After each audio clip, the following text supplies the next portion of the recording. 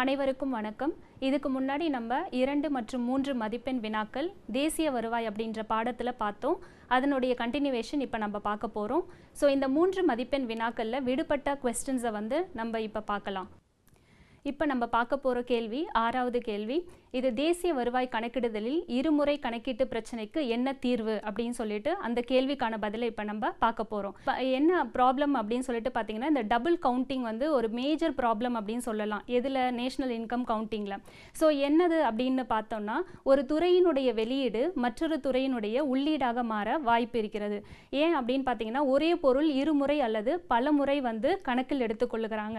அது எப்படி எடுக்கிறாங்க அப்படின்னு சொல்லிட்டு பார்த்தீங்கன்னா, இப்போ ஃபார் எக்ஸாம்பிள், இப்போ ஜவுளினுடைய விலையில வந்து துணியினோட விலை அடங்கும். அதே மாதிரி துணியினுடைய விலையில பார்த்தீங்கன்னா நூலினுடைய விலை இருக்கும். நூலினுடைய விலையில பார்த்தீங்கன்னா பஞ்சோட விலை இருக்கும். இப்போ நம்ம எல்லாத்தையுமே, இப்போ ஜவுளி, துணி, பஞ்சு, நூல், இது எல்லா விலையையும் நம்ம என்ன பண்ணோம் அப்படின்னா, அதனுடைய மதிப்பையும் நம்ம நேஷனல் இன்கமில் ஆட் பண்ணோம் அப்படின்னா அது வந்து நமக்கு பல முறை கணக்கிடுதலாக மாறும். இதனை தவிர்ப்பதற்காக நம்ம என்ன செய்யணும் அப்படின்னு பார்த்தீங்கன்னா, இறுதி பொருட்களின் மதிப்பையோ இல்லைனா ஒவ்வொரு துறையிலும் ஏற்பட்ட மதிப்பு கூட்டலையோ நம்ம கணக்கில் எடுத்துக்கொள்ள வேண்டும். இதுதான் நம்ம 6வது கேள்வி. அடுத்ததாக நம்ம பார்க்க போகிறது தேசிய வருவாய் மற்றும் பொது நலன் ஆகியவற்றை பற்றி சுருக்கமாக எழுதுக அப்படின்னு சொல்லியிருக்காங்க.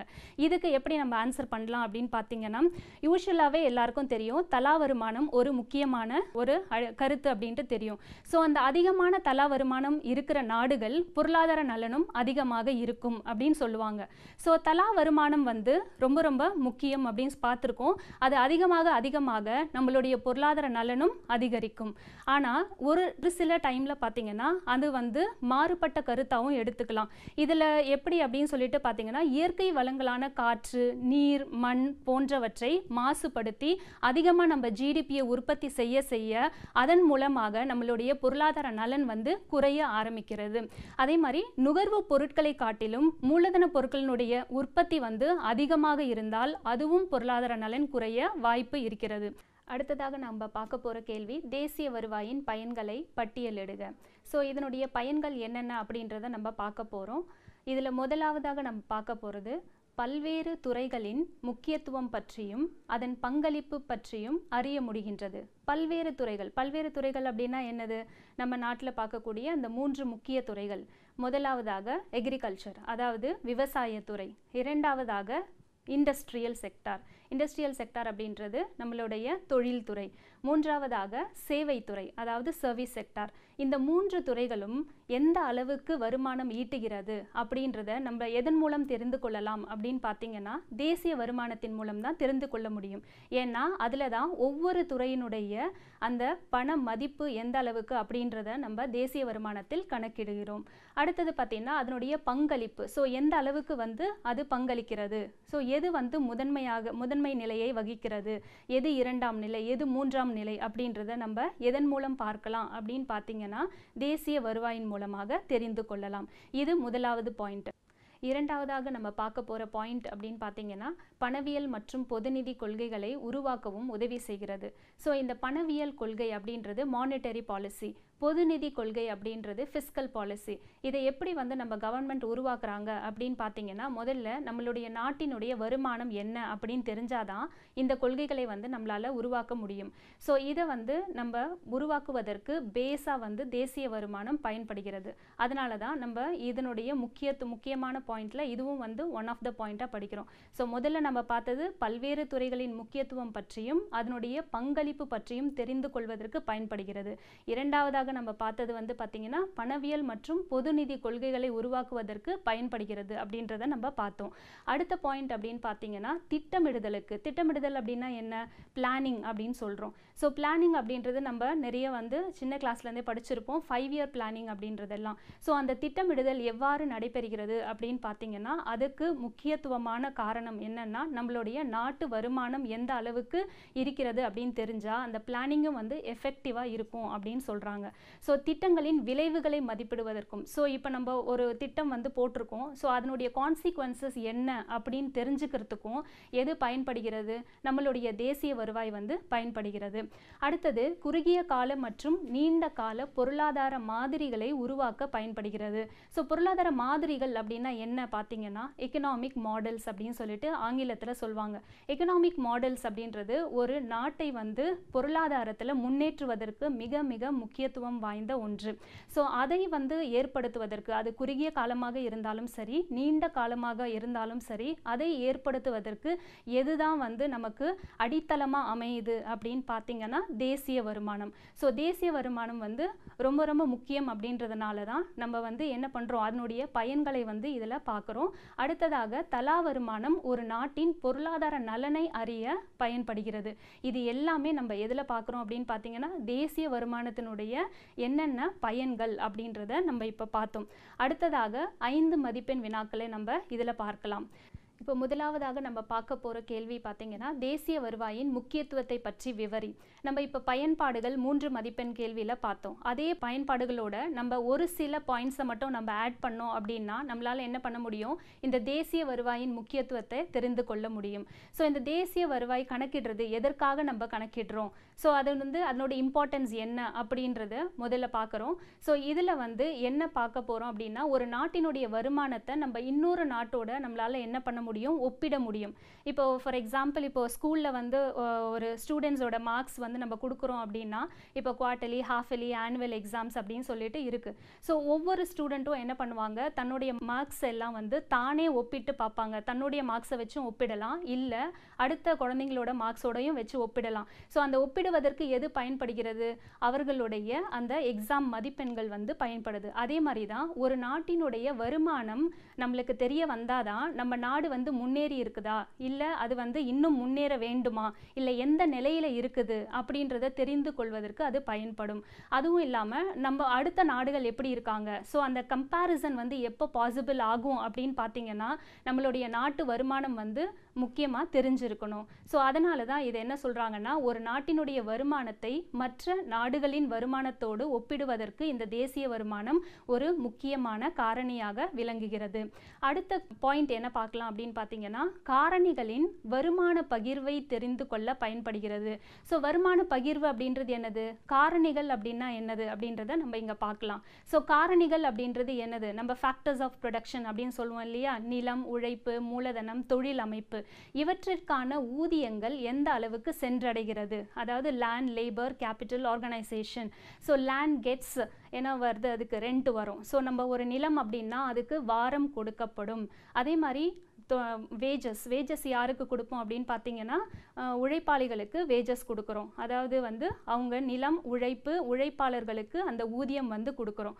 அடுத்ததாக மூன்றாவதாக பார்த்தோம் அப்படின்னா மூலதனத்திற்கு என்ன கிடைக்கும் அப்படின்னு பார்த்தீங்கன்னா வட்டி. அடுத்ததாக தொழில் அமைப்புக்கு லாபம் கிடைக்கும். இது எல்லாம் எந்த அளவுக்கு பகிரப்படுகிறது, இந்த வருமானம் இந்த பகிர்வு பகுதியில் எவ்வாறு உள்ளது அப்படின்றத தெரிந்து கொள்வதற்கு இந்த தேசிய வருமானம் வந்து பயன்படுகிறது. அடுத்ததாக நம்ம பணவியல் மற்றும் பொது நிதி கொள்கைகளை உருவாக்கவும். ஸோ பணவியல் ஏற்கனவே நம்ம பயன்பாடுகளில் இது ஒன் ஆஃப் த பாயிண்டாக படிச்சிருக்கோம். So monetary and fiscal policy நம்ம வந்து கிரியேட் பண்ணுறதுக்கு எது ரொம்ப முக்கியத்துவம் வாய்ந்திருக்கிறது, அந்த நாட்டினுடைய தேசிய வருமானம்.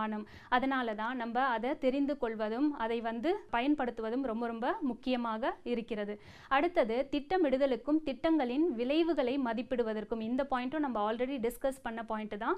ஸோ அதனால ரொம்ப எக்ஸ்பிளைன் பண்ணணும்னு அவசியம் இல்லை. அடுத்த பாயிண்ட்டும் வந்து பார்த்தீங்கன்னா என்னது அப்படின்னு பார்த்தீங்கன்னா பொருளாதார மாதிரிகளை உருவாக்க உதவுகிறது.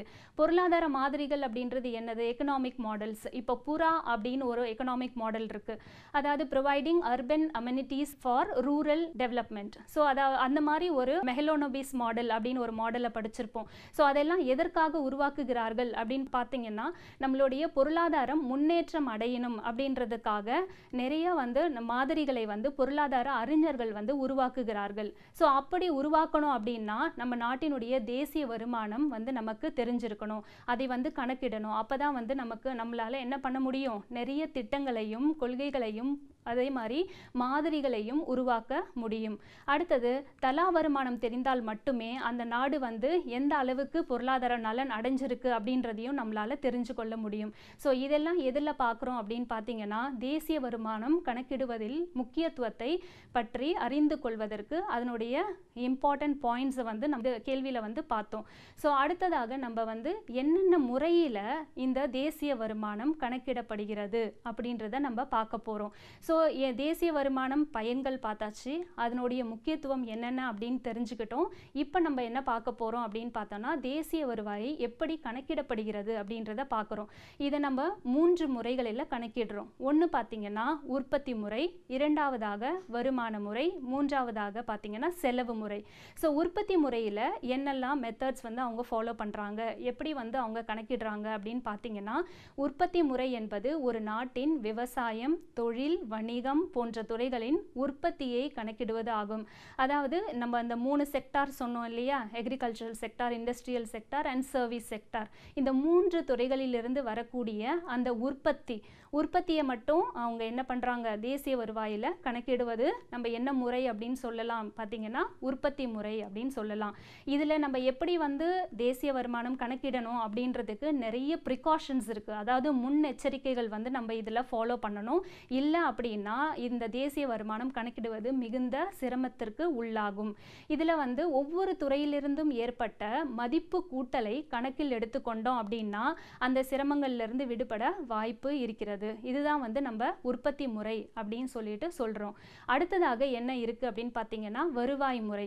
இந்த வருவாய் முறையில் நிறைய உற்பத்தி நிலைகள் இல்லை, உற்பத்தி காரணிகள் பெற்ற அனைத்து வித ஊதியங்களும் கூட்டினால் நமக்கு என்ன கிடைக்கும் அப்படின்னு பார்த்தீங்கன்னா தேசிய வருமானம் கிடைக்கும்.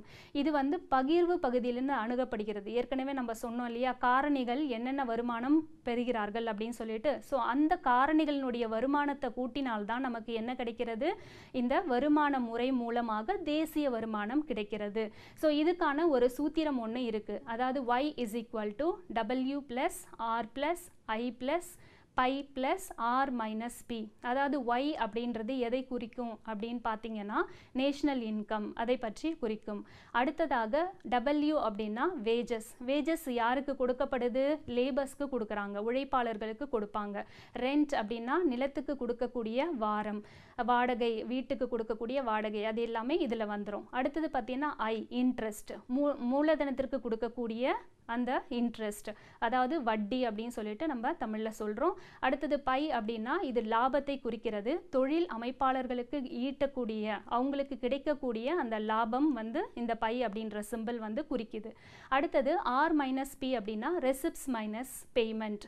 ஸோ இது எல்லாமே எதில் வந்து நம்ம கணக்கிடுறோம் அப்படின்னு பார்த்தீங்கன்னா வருவாய் முறையில் தேசிய வருமானத்தை நம்ம கணக்கிடுறோம்.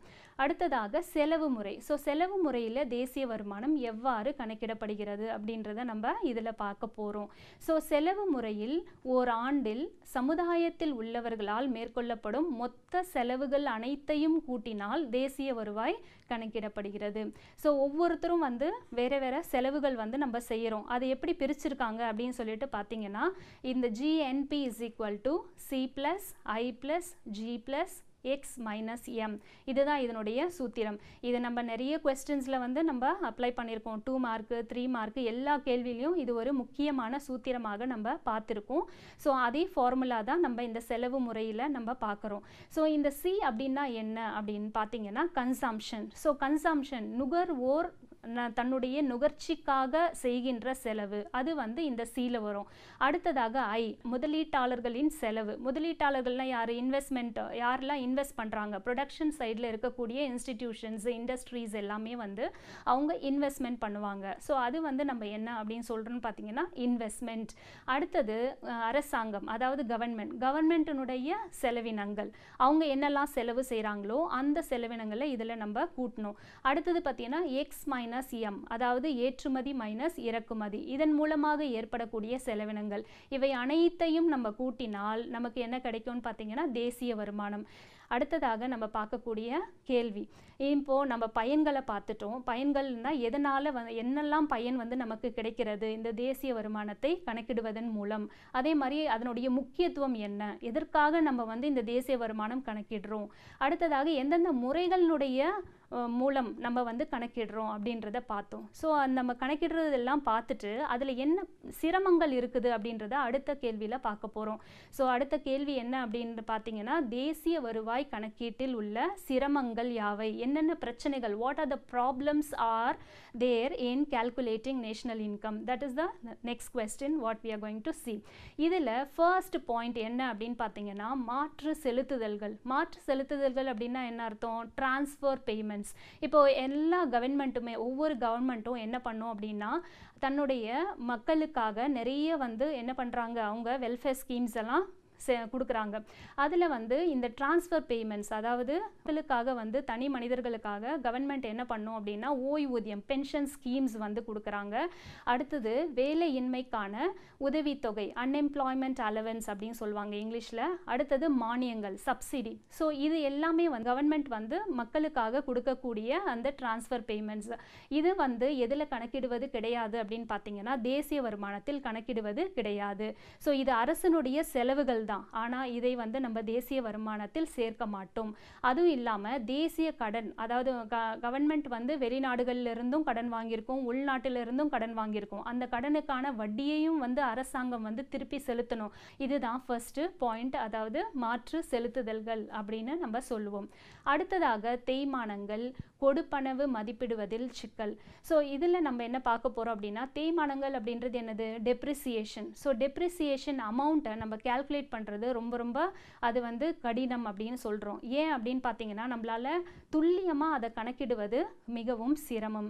ஸோ தேய்மானம் கொடுப்பளவாக இருக்கட்டும், விபத்து இழப்பீடு மற்றும் பழுது கட்டணங்கள், அதாவது ரிப்பேர்ஸு, ஆக்சிடென்டல் இன்சூரன்ஸு, இது எல்லாமே வந்து நம்ம கணக்கிடுவதில் வந்து என்ன ஆகுதுன்னா மிகப்பெரிய சிக்கல் வந்து நமக்கு ஏற்படுகிறது.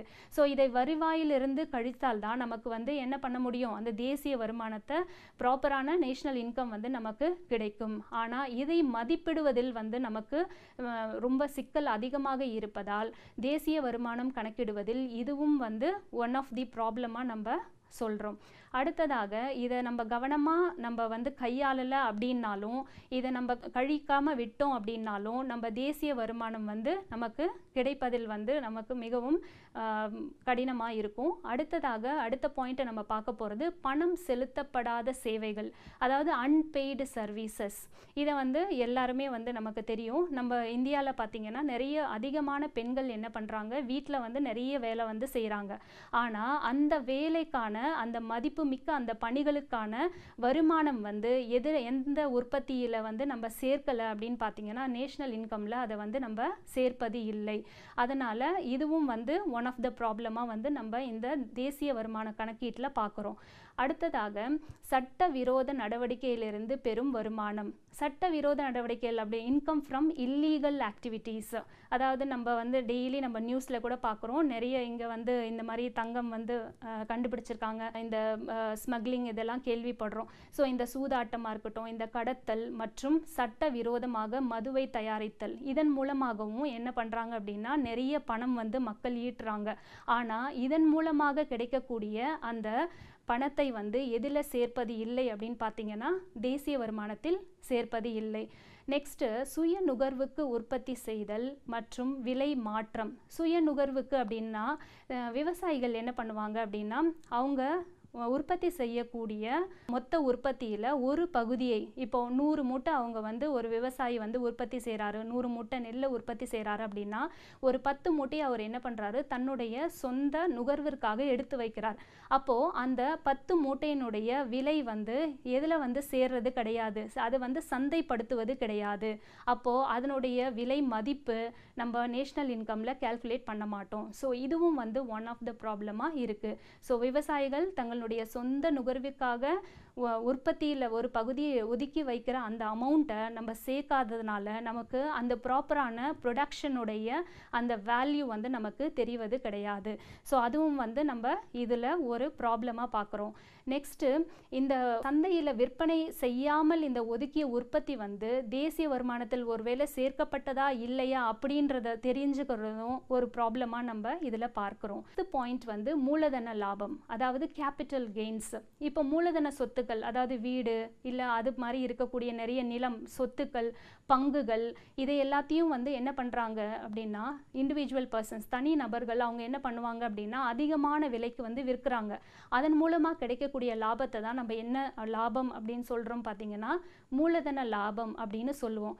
இந்த மூலதன லாபம் வந்து எதில் சேர்க்கப்படவில்லை அப்படின்னு பார்த்தீங்கன்னா தேசிய வருமானத்தில் சேர்க்கப்படவில்லை.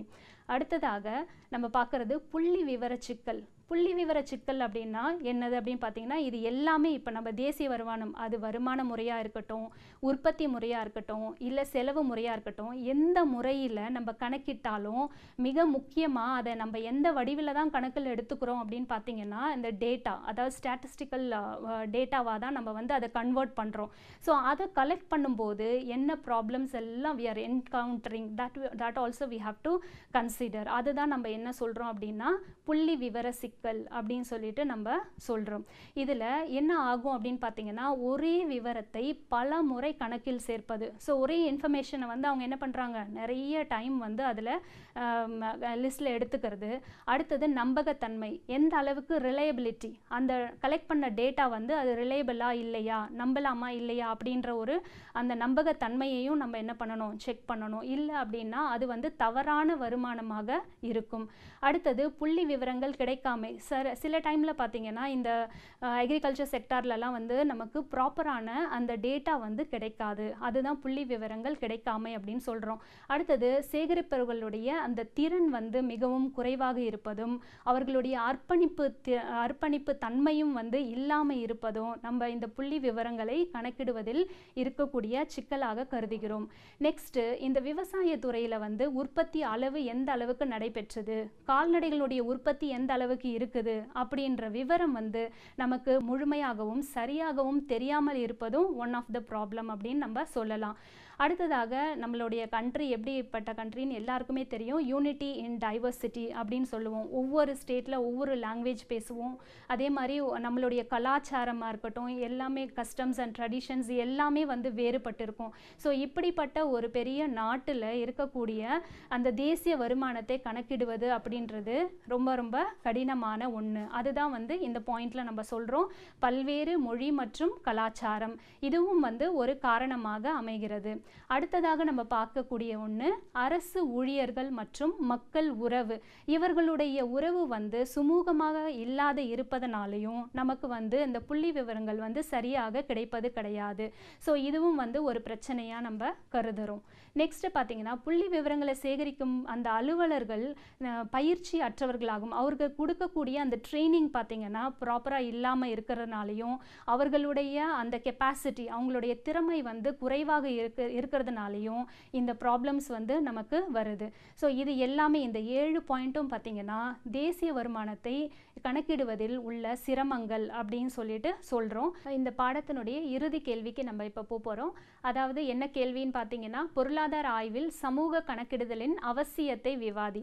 என்ன அவசியம், சமூக கணக்கிடுதல் அப்படின்றது என்னது அப்படின்னு சொல்லிட்டு இப்போ நம்ம பார்க்க போகிறோம். ஸோ பல்வேறு முறைகள் நம்ம அந்த உற்பத்தி முறை, செலவு முறை, வருமான முறை, இந்த முறைகளின் மூலமாகவும் நம்ம தேசிய வருமானத்தை கணக்கிட்டோம் இல்லையா.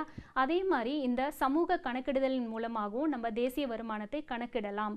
ஸோ இதில் எப்படி கணக்கிடுறாங்க அப்படின்னு சொல்லிட்டு பார்த்தீங்கன்னா இதில் நிறுவனங்கள், குடும்பங்கள், அரசு மற்றும் இது போன்ற அமைப்புகளின் பரிமாற்றங்கள் இதை எல்லாத்தையுமே அவங்க வந்து என்ன பண்ணுறாங்க, முதல்ல பதிவு பண்ணிட்டு அதற்கு இடையே உள்ள தொடர்புகள், என்னென்ன தொடர்பு, எப்படி வந்து அவங்க ஒரு துறை எப்படி இன்னொரு துறையோட சார்ந்து இருக்கிறது அப்படின்றத நம்ம இந்த சமூக கணக்கிடுதலில் பார்க்குறோம்.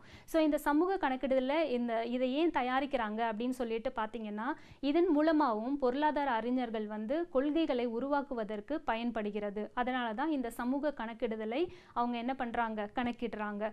ஸோ இதன் மூலமாக நமக்கு என்ன தெரிய வரும் அப்படின்னு பார்த்தீங்கன்னா பல்வேறு துறைகளுக்கு இடையே உள்ள புள்ளியியல் மற்றும் பொருளாதார காரணிகளுக்கு இடையே உள்ள தொடர்புகளை விளக்குகிறது. ஸோ பொருளாதார காரணிகள் நம்ம ஆல்ரெடி சொல்லியிருக்கோம். என்ன factors of production, land, labour, capital, organisation, இது ஒன்னோட எப்படி வந்து தொடர்பு உடையது அப்படின்றதுக்கான அந்த விவரங்களையும் நம்ம இந்த சமூக கணக்கிடுதல் மூலமாக தெரிந்து கொள்ளலாம். அது இல்லாமல் எதிர்கால பொருளாதார நிலையை துல்லியமாக கணிப்பதற்கு, ஸோ எப்படி இருக்கும் ப்ரிடிக்ட் பண்ணுறாங்க, இந்த எக்கனாமிக் சிச்சுவேஷன்ஸ் வந்து எப்படி இருக்கும், ஆஃப்டர் 1 இயர் எப்படி இருக்கும், 6 மந்த்ஸ் எப்படி இருக்கும் அப்படின்ற மாதிரி அதை ப்ரெடிக்ட் பண்ணுறதுக்கும் எது வந்து பயன்படுது அப்படின்னு பார்த்தீங்கன்னா சமூக கணக்கிடுதல் வந்து பயன்படுகிறது. ஸோ இந்த சமூக கணக்கிடுதல் மற்றும் இதற்கான துறைகள் எப்படி வந்து பிரிக்கப்பட்டிருக்கிறது அப்படின்றத நம்ம இங்கே பார்க்க போகிறோம். இதனுடைய பல்வேறு துறைகள் அப்படின்றதையும் இங்கே நம்ம எடுத்து ஒன்றொன்னா அதனுடைய டிஸ்கிரிப்ஷனையும் இங்கே நம்ம பார்க்கலாம். அதில் பார்த்தீங்கன்னா ஒரு துறை அப்படின்றது என்னது அப்படின்னு பார்க்க போகிறோம். அது வந்து தனிநபர்கள் உள்ளடக்கிய ஒரு குழுவாகவும் இருக்கலாம், இல்லைன்னா நிறுவனங்கள் பல நிறுவனங்கள் சேர்ந்த ஒரு குழுவாகவும் இருக்கலாம். அதற்கு இடையே நடைபெறுகின்ற பொருளாதார பரிமாற்றங்களை தான் நம்ம என்ன அப்படின்னு சொல்கிறோம்னு பார்த்தீங்கன்னா ஒரு துறை அப்படின்னு சொல்லிட்டு சொல்கிறோம். ஸோ இந்த ஒரு நாட்டினுடைய இந்த பொருளாதாரம் எவ்வகையாக பிரிக்கப்பட்டுள்ளது, எந்தெந்த துறைகளாக பிரிக்கப்பட்டுள்ளது அப்படின்றத நம்ம இங்கே பார்க்க போகிறோம். நிறுவனங்கள், குடும்பங்கள், அரசு, வெளிநாட்டு வாணிபம், மூலதனத்துறை, இதுதான் வந்து இதனுடைய துறைகளாக பிரிக்கப்பட்டிருக்கு. எதில்? சமூக கணக்கிடுதலில். ஸோ இந்த நிறுவனங்கள் என்ன பண்ணுது? உற்பத்தி காரணிகளை பணியில் அமர்த்தி பண்டங்கள் மற்றும் பணிகளை வந்து உற்பத்தி செய்யுது. குடும்பங்கள் என்ன பண்ணுவாங்க? அவங்க தங்களுடைய உழைப்பை கொடுத்து அதன் மூலமாக கூலியை பெற்று பண்டங்களையும் பணிகளையும் வாங்குகிறார்கள். அரசு என்ன பண்ணும்? அரசு வந்து வரிகள் மூலமாகவும் தண்டனைகள் மூலமாகவும் கட்டணம் மூலமாகவும் என்ன பண்ணுறாங்க? நிதியை திரட்டுகிறார்கள். அதன் மூலமாக பண்டங்களை பணிகளை வாங்குகிறது. அதே மாதிரி அரசாங்கம் என்ன பண்ணுறாங்க? மக்களுக்கும் வந்து பாதுகாப்பு, பொது சுகாதாரம், கல்வி அது எல்லாத்தையும் கொடுக்குறாங்க. வெளிநாட்டு வாணிபம் அப்படின்றது ஏற்றுமதி இறக்குமதி மூலமாக கிடைக்கக்கூடிய வருமானம். அடுத்தது வெளிநாட்டு கடன்கள், வெளிநாட்டு மூலதனம் மற்றும் செலுத்துதல் போன்றவை எல்லாம் வெளிநாட்டு துறையாக வந்து நம்ம இதில் கருதுகிறோம். மூலதனத்துறை அப்படின்றது என்னது அப்படின்னு பார்த்தீங்கன்னா சேமிப்பையும் முதலீட்டையும் இது வந்து உள்ளடக்கி இருக்கு. ஸோ காப்பீட்டு நிறுவனம், வங்கிகள், நிதி நிறுவனங்கள் இது எல்லாமே பண பரிமாற்றங்கள் வந்து இதில் வந்து நம்ம எடுத்துக்கிறோம். ஆனால் மூலதனத்துறை வந்து நிறுவனங்களாக கருதப்படுவது இல்லை. ஏன் அப்படின்னு பார்த்தீங்கன்னா இது வந்து ஒரு ஃபினான்ஷியல் செக்டார், அதாவது தொழில் நிறுவனங்களுக்கு நிதி உதவி செய்து கொடுப்பதற்கு தான் இந்த மூலதனத்துறை வந்து பயன்படுகிறது. ஸோ இதை தான் நம்ம இந்த சமூக கணக்கிடுதலில் பார்க்குறோம். ஸோ சமூக கணக்கிடுதலில் இருக்கக்கூடிய முக்கியமான துறைகள் அப்படின்னு சொல்லிட்டு பார்த்தீங்கன்னா இது 5 துறைகளாக பிரிக்கப்பட்டிருக்கிறது.